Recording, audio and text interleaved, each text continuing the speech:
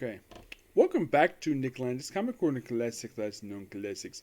This is episode 1922 and Doubleshot number 1816. I have two Batman related trades for you. First up, it is Batman Volume 6 Abyss. Now, excuse me, the thing with this trade is it contains the only issues of Batman. There's a crossover that's not here, which that's collecting a separate trade, but it's the only issues, not about a crossover. That's written by Joshua Williamson. He told me that he just did it because he felt like it, and he felt he was looking to leave DC Comics, so he figured out why not just do an arc for Batman. Basically, this book contains issues 118 to 121 and issue 124.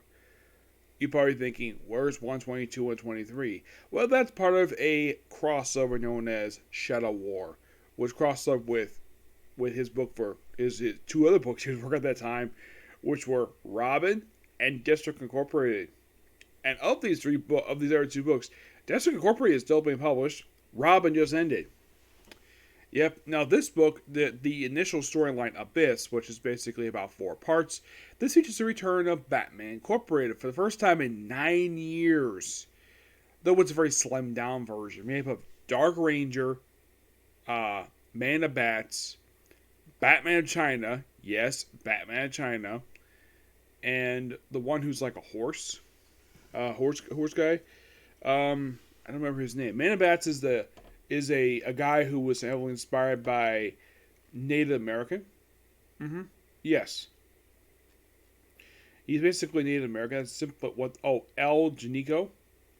Yeah, they do bring up like the Club of Heroes in here. The fact this later led to Batman Incorporated, which I'm glad Josh Williamson brought up the Club of Heroes, because the only writer who's ever brought up the Club of Heroes in present day has been Grant Morrison.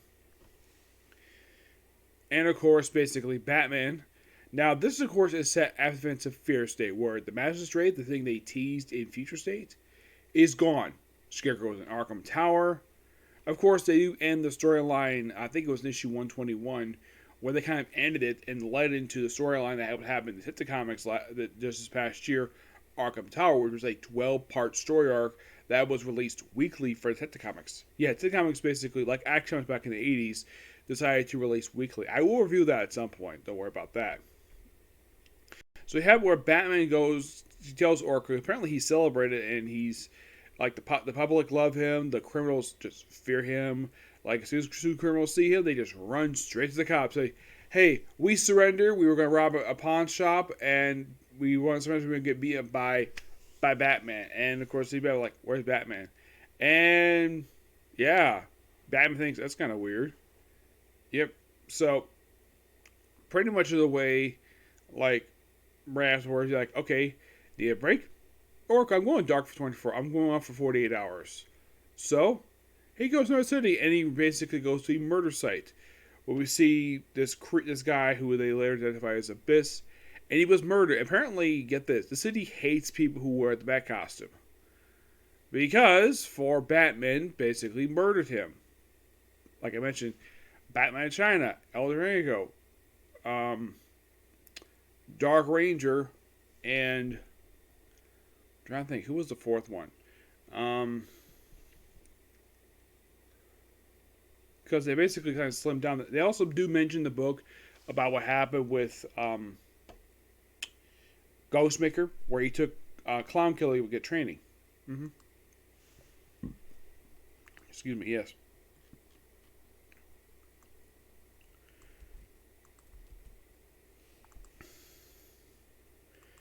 Yeah, he took him to training.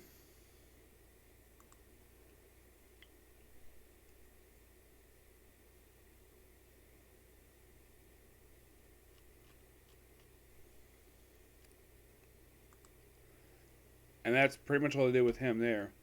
Okay, the lineup, and I know it was El Jericho, Man of Bats, Batman China.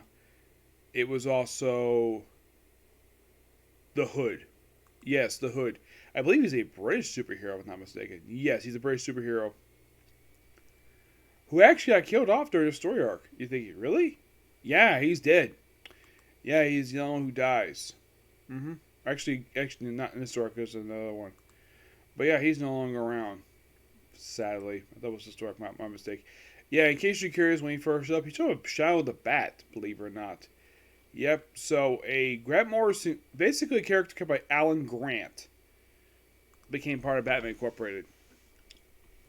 And the thing is, how is Batman Incorporated even active? Bruce Wayne's not funny anymore because it's events of Joker War. Who's funny? It's Lex Luthor. Yes, Lex Luthor bought them. And of course, they revealed in the storyline that the subject that got the checks, they never cashed them. So he technically never paid him anything. So, of course, Batman, of course, is sort of legal, but he's not the one funding them. So, pretty much the way they deal with this guy, Abyss. Apparently, he's immortal. They didn't kill him. Nope, not really. The guys are innocent. So, they don't really get into like why they wanted to kill him. It's just that they claim at one point that he was a leader of Batman Incorporated, which makes no sense. Yeah, like I said, it makes no sense because why the heck would Abyss, this new character Abyss, even lead the group at all? This guy supposedly died in issue 1 of the storyline.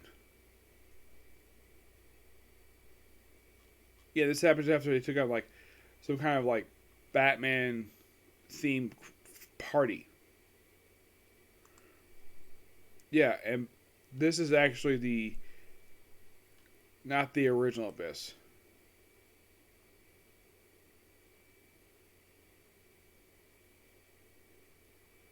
Yeah, the other one's a Dow H one, so this technically is the second one. Yeah, it just a weird thing. And apparently this all dealt with Lex Luthor apparently created this guy to be sort of a foil for Batman Incorporated. Yep. Also, in case you're in the cover, yeah, Batman decides to ditch the costume he was wearing in the main book at the time. So he started ditching and basically put on his old Batman Inc. costume. Yeah, first time he sported, like, seeing this was like first time in 9 years since he sported it. And of course, they do deal with Abyss in the storyline. And of course, this does lead to a couple, like I said, it does lead into Arkham Tower, which really good story that one is. And also leads into Shadow War, which is across between this book, District Incorporated, and Robin. And then 124 is simply just a one-off, basically finale for Josh Williamson's time in Batman, where Batman deals with sort of another Abyss. Turns out to be a detective he met in the storyline, who was basically there, helped catch, well, how should I put this? Basically, in a way, she wants to catch the person who was basically responsible for killing her parents. Yep, that's simply put basically what it is. Mm-hmm.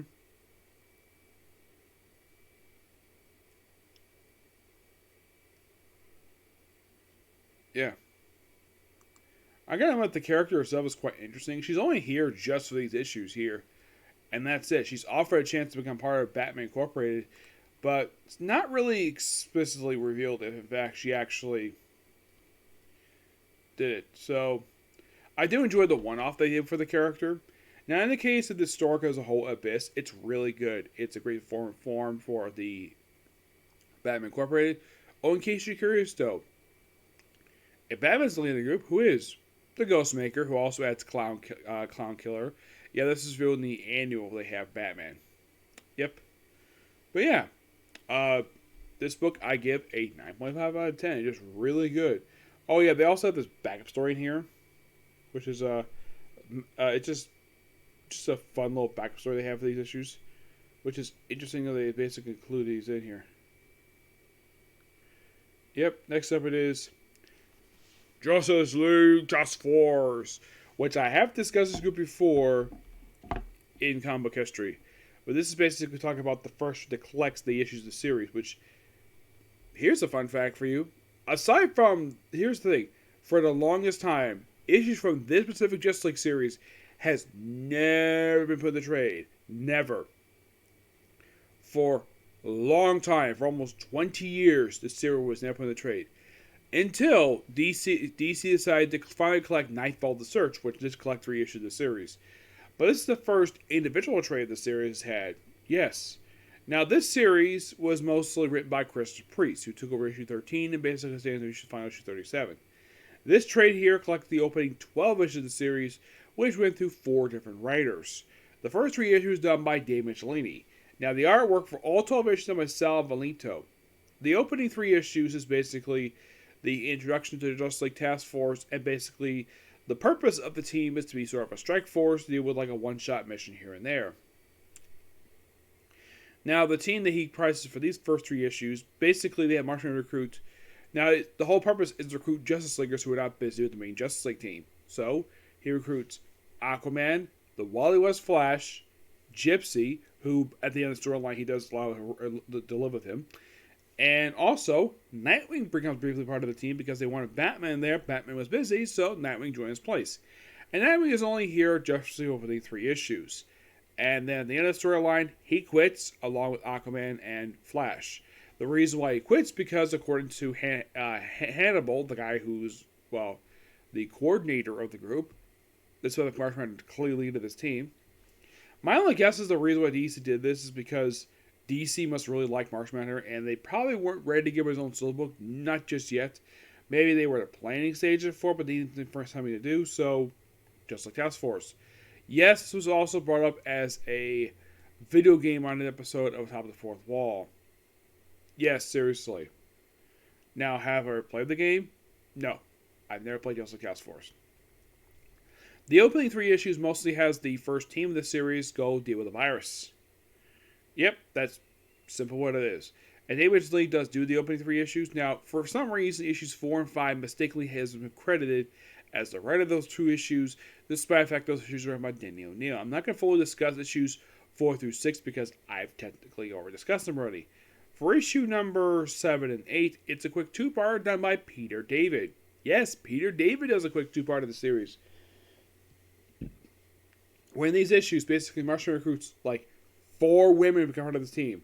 He recruits Vixen, who was probably fresh out the cancellation of Suicide Squad, Wonder Woman, Maxima, and I believe also Dolphin. Yes, Dolphin briefly part of the team, which makes it the second time in the series, actually third time in the series, where we have a member who's not part of the Justice League, part of this team.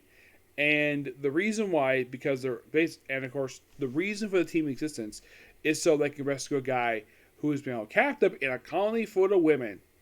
Wonder Woman, because she's from an island woman, obviously. Dolphin, because she can basically communicate with fish. In the case of Vixen, for her natural abilities.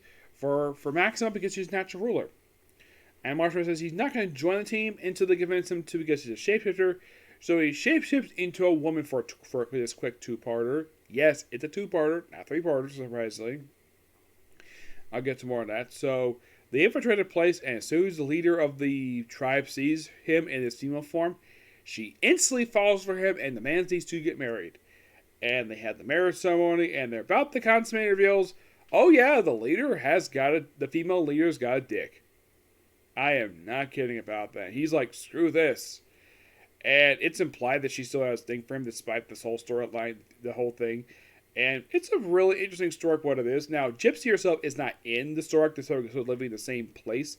Now, in case you're curious, though, where Justice League Task Force headquartered of? UN headquarters. Yep. Not out of the Justice League International Embassy. Nope. Not headquartered out there. The UN. Okay, fine. It's a task force. Works for the UN, just like the main Justice League team. Okay. Now, in the case of issue 9, it's simply put Martian Manhunter team up with the new blood, with the characters from the Blood Pack series. Yeah, that's simple what it is. It's written by Jeff Loeb. It's a one-shot issue. The final 3 issues are done by a different writer, Michael Jan Friedman. Yes. This one, now, by the way, the other 2 artists are Gabriel Marnique and Greg Leclerc. Yeah. By the way, this is the first issue cover, and like all 90s books, they love their gatefold covers. Yes, the wraparound covers. They love these things. But it's a real cover. Yes. Nothing really bad about the artwork here. I have nothing against the artwork. It's better than some. By the way, this is how the artist draws Nightwing. In case you're curious, though, that actually is, I believe, his old 70s attire. His attire he had from his miniseries and from his new Titans run. It was, I believe, his second Nightwing costume, if I'm not mistaken. Yeah, it's better than his disco garb. Mm-hmm. Oh yeah, Gypsy's actually part of the next story arc. Yes, she is. I'm trying to get to basically who the... Oh, by the way, this is John Jones in his female form. Yes, for some reason he changed it to this. Yeah, it's by far one of those weirdest story arcs. And can you believe this is by Peter David of all people? Yes. And the whole point of the Blood Pack storyline is basically just deals with Gotham City.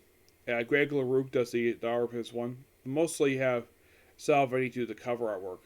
Yeah, and this is the Jeff Loeb issue where it's like work with Joe Public. It's a one-shot issue. It's the first time they've had the whole series that wasn't necessarily a multi-parter for a quick story arc. Now, in the case of the very next issue, this is with Michael J. Freeman. This deals with another virus, and this lineup is comprised of a bunch of characters who I barely know who these people even are.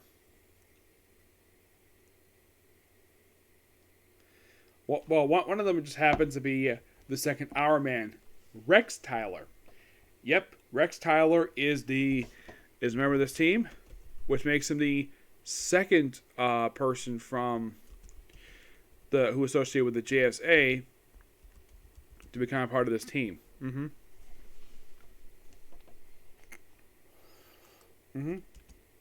Yep, he's like going part of the team. Now, of course, like I say, he's only here just for his opening story, and that's it. The other people part of this team are Black Canary, Elongated Man, Gypsy's back with the team, and Thunderbolt. And you're thinking, Thunderbolt? Who the heck is Thunderbolt? His real name is Peter Cannon. Now, here's the weird thing about this guy. He currently doesn't appear in DC Comics anymore. Why? Now, here's the thing. He is a Charlton creation character. He's from Charlton Comics originally. And he was integrating proper DC continuity. As a matter of fact, he actually had a one-shot issue of Just Like Quarterly where he teamed up with all the Charlton heroes, with exception to the Question. The problem is basically his creator's family owns the rights to this character. Yes, which makes him the only character from Charlton Comics who actually get this treatment. Yes.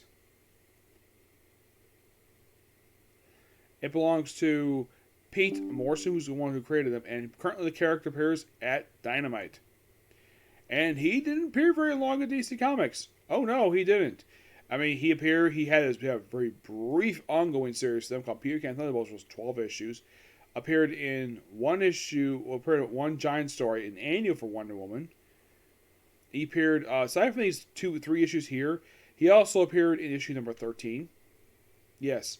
He appeared very sporadically. He did appear for one issue Just Like Quarterly. I believe this is the one... Was issue 8 the one that had the...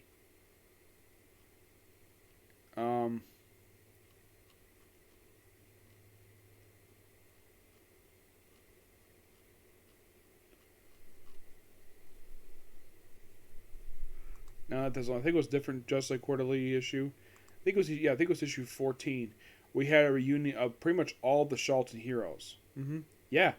It was pretty much all of them except for the Question. Yeah. It was issue 14. He teamed up with Blue Beetle, Captain M, a new Judo Master, Nightshade, and Sarge Steel, who actually is from...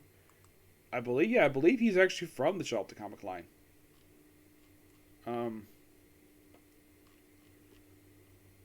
I think he is.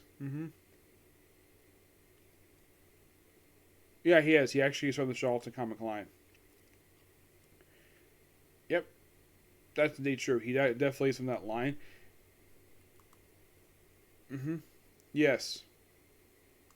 Now, it's kind of weird, though, that he is the only one, not Steve Ditko, for characters like The Question, Blue Beetle, and Captain M, and Nightshade. Not these 4 characters. Oh, no. Just Peter Can Thunderbolt. And this all deals with another virus and people who are kind of like the Ku Klux Klan. Yeah. Now, here's basically Peter Can Thunderbolt. Yeah, the guy with the jacket, that's him. That's Peter Can Thunderbolt. And this guy here looks like a freaking bodybuilder with an orange cape. That's second Hour Man Rick Tyler, which makes him the second person associated with the JSA to basically become part of a Justice League team. The first being the Jay Garrick Flash. Yep. Now, as for why in the war he's basically asked to become part of this roster, I don't know. It's kind of weird because, well, it's called the Purification virus, which basically where the trait name comes from.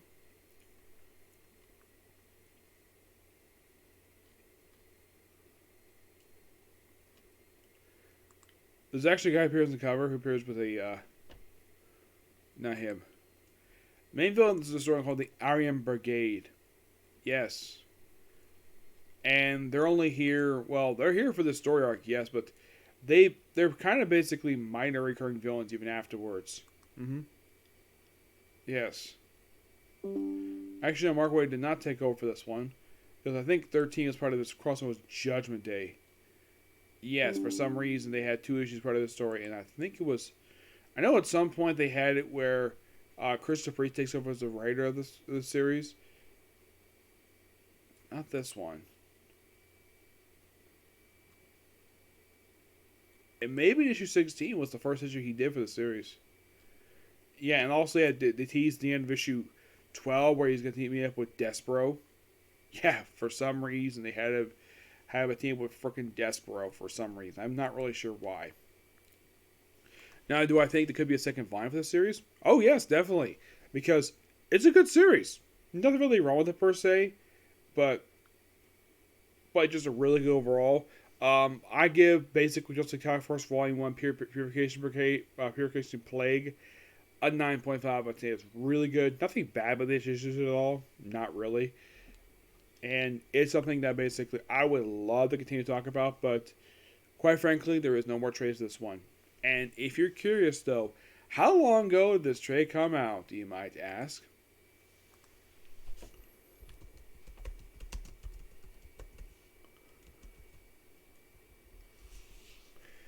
Yeah, the trade itself.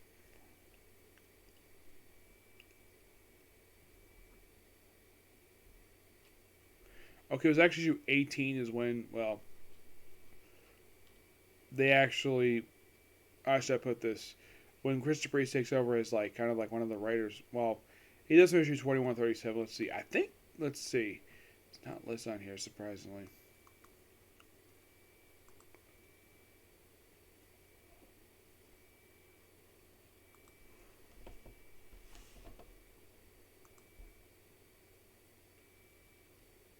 Let's see. This only came out just 3 years ago. Actually, 4 years ago. Now, the weird thing is, there is no follow-up trade of this one. Well, the next 2 issues are in trade. Yes, they are. They were collected in Wonder Woman Just Like America Volume 2. And, yeah, that's the only thing else. So basically, so in just 2 books, I've covered the first 14 out of 37 issues for Just Like Task Force. Yep. But yeah, that's the episode of you. Next is going to be one more Comic Corner. Actually, I might save it for a little later because I'm probably leaving soon. Okay, next video. Bye.